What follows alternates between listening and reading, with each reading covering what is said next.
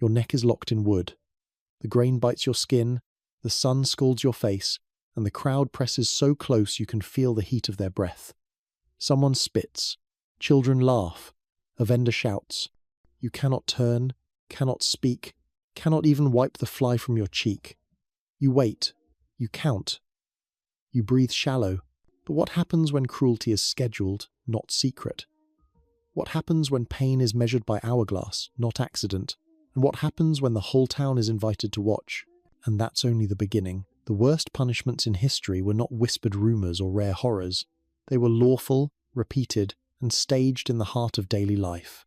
The bell, the rope, the number called, all were routine. Marketplace scaffolds, churchyard stocks, shipboard lashes. They appeared not as nightmares but as calendar entries. This is a tour of what cruelty looked like when it was ordinary. We will follow the records, not the myths, so that normal means documented, enforced, and endured. You wait, you listen, you count, because counting is the only control left. But one truth is more unsettling. The crowd wasn't the worst part. A hammer strikes the post. A rope is pulled taut. A bell tolls in the square. You breathe with the rhythm, waiting for the count to begin. But what if the rhythm isn't punishment by chance, it's punishment by design? What happens when cruelty is not a flare of rage, but a civic duty? And what happens when pain itself is written into law? And that's only the beginning. To call a punishment normal, it had to meet strict conditions. It had to be codified in law, listed beside tax rolls or land disputes. It had to be applied not once, but again and again. Its rhythm predictable to any passerby. It had to be public, carried out in streets, markets, or ships. And it had to be performed by officials with recognized authority. Your breath shortens as you realize. Every detail was recorded, every act approved. This was the engine of normalization. Deterrence was one cog watch a thief whipped, and you would count the stripes before daring to steal. Theology was another, framing pain as purification, a body's torment cleansing a soul's offense. Honor and reputation tightened the gears, binding families to the shame of one body in the pillory. And always, economy. Punishments that cost pennies were irresistible to rulers who counted coins more carefully than lives. Through this machinery, entire categories of torment became tools of governance. Humiliation bent the body beneath stares. Corporal pain left it weakened but still useful. Marks carved into skin turned flesh into evidence. Ordeals forced you to wager life against faith. Spectacles ended breath entirely, turning death itself into theatre. But records matter more than tales. Court rolls list fines and lashings, their numbers exact. Parish ledgers show wood bought for stocks, ropes replaced after use. Naval logs detail floggings with clinical precision, the number of strokes, the presence of witnesses, the surgeon's approval. Each entry, another count, another breath measured. The ordinary is confirmed not by rumour but by repetition. The lurid curios that museums display often collapse under scrutiny. Iron masks filled with spikes, coffins lined with nails, cages dangling for days, most are later inventions, born of sensational storytelling. They dazzle because they are rare. The real punishments, dull in their paperwork and constant in their execution, terrify more. They were ordinary because they happened weekly, monthly, yearly, without pause. And that's the true danger. When cruelty is no longer spectacle but schedule. You wait, you count, you breathe with the rhythm, because rhythm itself has become law. And the street is where you first feel it. Iron presses your jaw shut. A bar pins your tongue. A bell rings as you are led through the streets. Faces close in, breath sour and hot.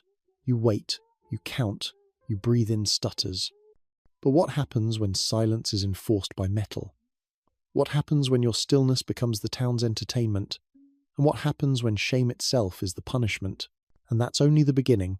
The pillory and stock stood at the centre of community life, wooden frames built for exposure as much as for restraint. A head and hands thrust through boards, a body bent on aching legs, your posture told the crowd what you had done. Sometimes they hurled refuse. Sometimes they only stared. Both cut deep, and when the hourglass emptied, you were released not to freedom but to whispers that followed for years. Stocks bent the legs, locking you in place near churches and markets. Hours dragged. The crowd's gaze pressed harder than wood. Each passerby counted your disgrace as casually as they counted coins. Market days made sure the audience was full, the timing deliberate. Humiliation was not random, it was orchestrated. More sinister still was the scold's bridle, or brank. A cage of iron fixed to the head, its plate or spike pressing down the tongue. To wear it was to breathe shallow, to feel every exhale catch on iron. You were paraded through town, each step a drumbeat of shame. Silence was no escape, for silence itself had become the sentence. The ducking stool brought a different rhythm. A chair fixed to a lever, swung out over water, plunged down again and again. Cold slammed into lungs, ears filled, vision blurred. The crowd counted aloud, their voices beating time. You sputtered, gasped, inhaled shallow, only to be dropped once more. Unlike drowning, this ordeal ended not with death, but with humiliation stretched across plunges, each one a fresh beginning of panic. The damage went further than bruises or soaked clothes. Infection crept in through blisters. Jaws ached from iron bites. Breath carried the memory of choking for weeks, but reputation suffered most. Once fixed in the pillory or paraded in the bridle, you carried disgrace that no healing erased. The punishment walked with you afterward, seen in sidelong glances, whispered behind doors. Why did societies accept such cruelty as normal? Because the tools were cheap, the effect immediate, the ritual easy to repeat. A pillory might stand for decades, a stool by the river used weekly. Officials scheduled humiliation like they scheduled sermons. The crowd learned to expect it. To see someone locked in wood was no more surprising than hearing the church bell. Cruelty had a rhythm, and the rhythm became culture. You wait, you count, you breathe, shallow and ragged, as the crowd decides your fate with stares and laughter. Humiliation ended when the hourglass ran out, but pain had only begun, and the whip was waiting. A rope scrapes your wrists. A voice calls the number. The first stripe lands before you breathe again. You wait. You count. You brace for the next. But what happens when pain itself is scheduled? What happens when every lash is logged like a tax? And what happens when the crowd knows exactly how many times you will scream? And that's only the beginning. Whipping posts rose from market squares and courthouse yards, as familiar as wells or stalls. The condemned were tied upright, their backs exposed, their sentence read aloud. The lashes had been set long before, 20, 50, 100, not estimates, numbers written in statutes, recorded in ledgers, spoken aloud so the community could count with you. The whip cracked, then paused, then cracked again. Each pause lengthened time, each stripe rehearsed like a script. Sometimes vinegar or brine was rubbed into the wounds, a ritual framed as cleansing. Each sting preserved order, each gasp affirmed authority. The whip was not chaos, it was civic rhythm. At sea, flogging with the cat-o, nine tails hardened the same logic. Sailors gathered on deck, the condemned tied to a grating or mast. 9 knotted cords multiplied each stroke, tearing air as much as flesh.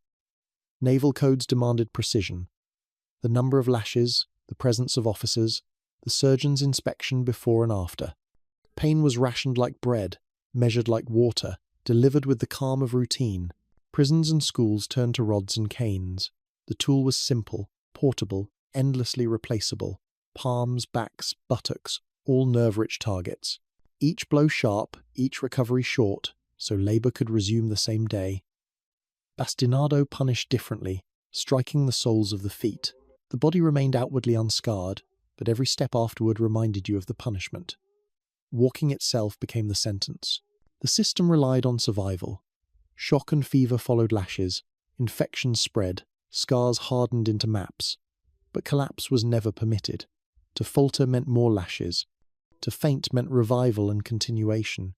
The body had to endure, then return to duty. A sailor flogged at dawn might climb rigging by dusk.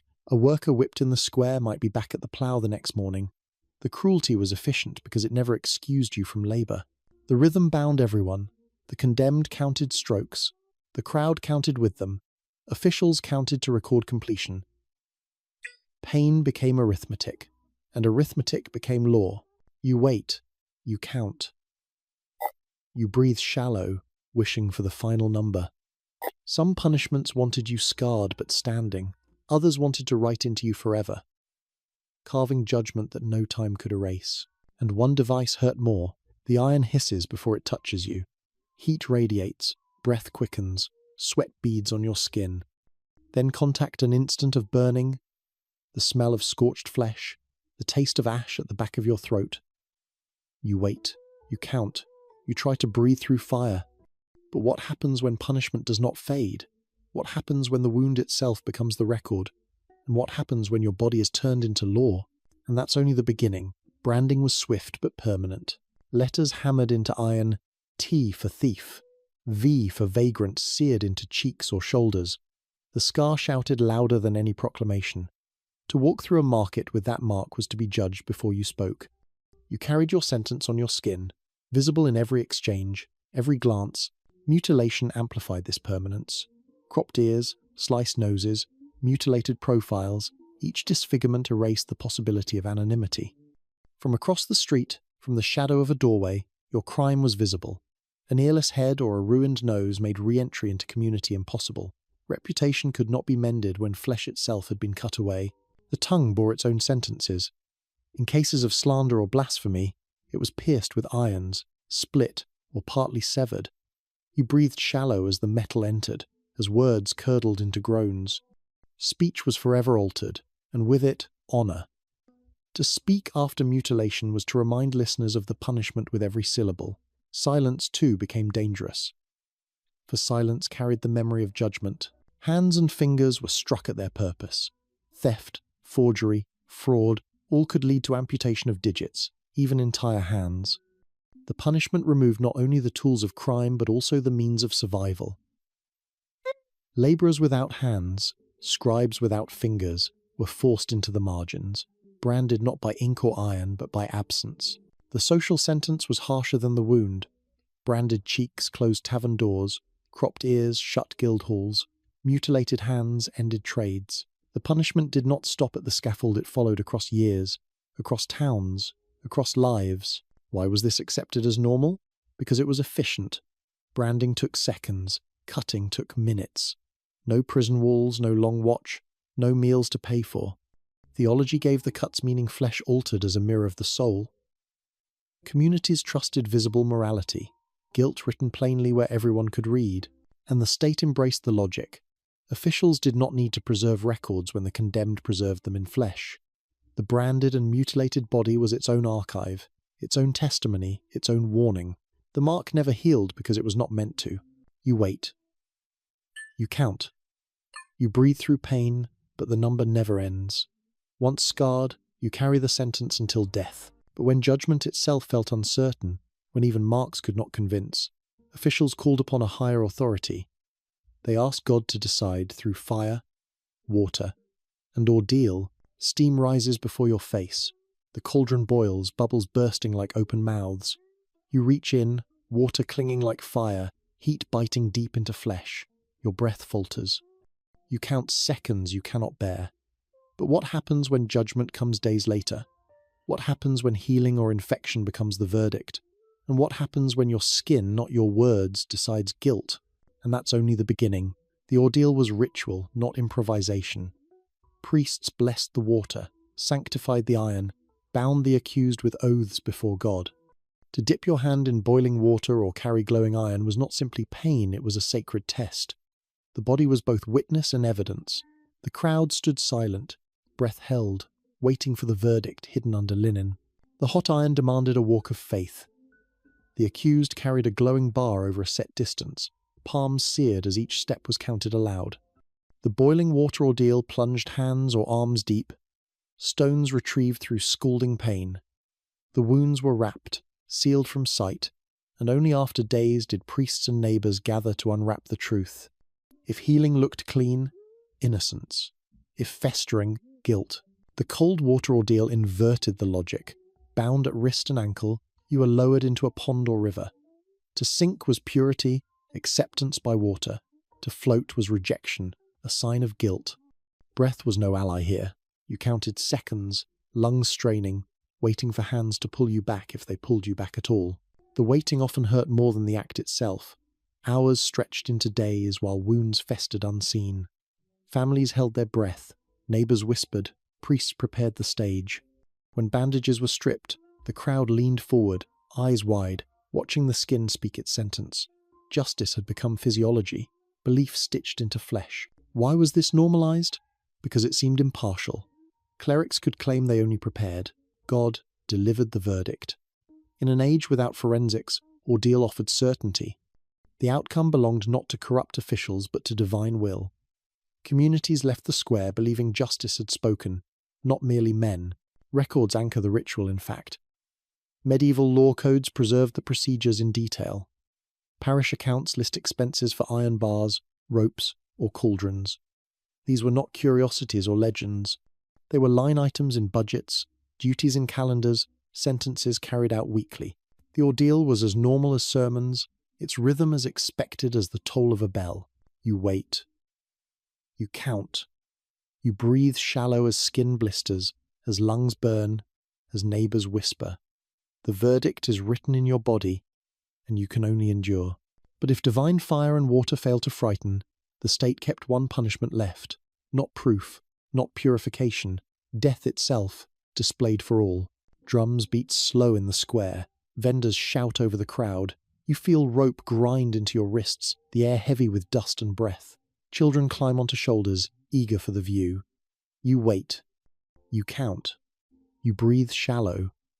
But what happens when death is staged like theatre? What happens when execution becomes a civic calendar? And what happens when the end of your breath is only the beginning of the show? And that's only the beginning. The breaking wheel turned death into geometry.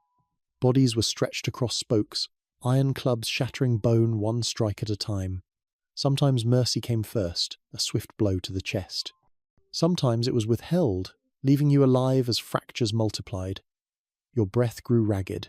You counted each strike. Then the wheel was hoisted, your broken body displayed at crossroads for days, a warning that spoke without words. Burning at the stake was its own choreography. Wood piled high, smoke rising before the flame took hold. Reserved for heresy, sorcery, or treason, it was spectacle at its most absolute. Some victims shouted final words, voices breaking as the fire swallowed them. Others fell silent, their last breath lost in the roar. For the crowd, the mingling of prayer, laughter, and smoke was part of the ritual. The smell carried farther than sermons. Hanging seemed simple, but the details mattered. The short drop meant strangulation, a slow choking that stretched into minutes. The measured drops snapped necks in an instant, but death did not end the show. Bodies were left swinging, sometimes coated in tar, sometimes locked in gibbets at roadsides. Travellers passed beneath dangling corpses, the air heavy with rot and warning. None of this unfolded without script. A proclamation read, a prayer offered. The condemned paraded through streets, each step counted, each breath measured. Officials watched, clergy stood near. Children stared, vendors sold food. Justice became theatre, its rhythm as familiar as bells or markets. The scaffold was not a place apart, it was the stage at the heart of civic life. Why was this normal? Because repetition drained shock. Executions became expectation, their dates known, their rituals rehearsed. To live in these centuries was to live with death on schedule. The square taught obedience not through whispers but through drums, through the smell of smoke, through the sight of bodies left for crows. You wait, you count, you breathe shallow, surrounded by noise that will outlast your final gasp. Behind the drums and proclamations, behind the fire and rope, stood the men who made it possible. And they kept cruelty ordinary. Ink scratches across parchment. A clerk counts fees. A gaoler unlocks the pillory at dawn. You breathe shallow, hearing numbers tallied beside your name. But what happens when cruelty becomes paperwork? What happens when punishment is scheduled like trade? And what happens when pain itself is managed as routine labour? And that's only the beginning. Constables dragged bodies to posts. Beadles kept order in restless crowds. Surgeons inspected backs after lashes, approving survival. Executioners lit pyres with steady hands, as predictable as candlelighters in church. They were not shadows lurking in alleys. They were workers, their duties listed beside tax rolls and grain measures. Cruelty was not hidden, it was administered. Economics deepened the rhythm. A whip required rope and arm. A brand, only fire and iron. A cropped ear, only a knife. No meals, no cells, no guards. Even executions generated fees. Scaffolds hired, ropes replaced, vendors taxed. Pain was cheaper than mercy, and officials counted the savings. Yet myth distorts memory. Iron maidens, spike chairs, cages of nails, they fill museums, but most never stood in use.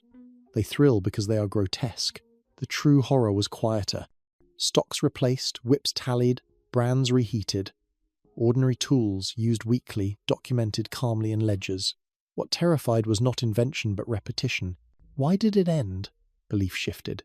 Theologies softened, rites gained voice, prisons rose behind walls. Crowds began to fidget, no longer entertained. Executions looked less like justice, more like chaos. Slowly, cruelty moved from square to cell, from market to institution. Pain retreated indoors, but it never vanished. Because fragments remain, we still speak of brands, though now reputations bear the scars. We still flog with words, we still cage, silence, isolate.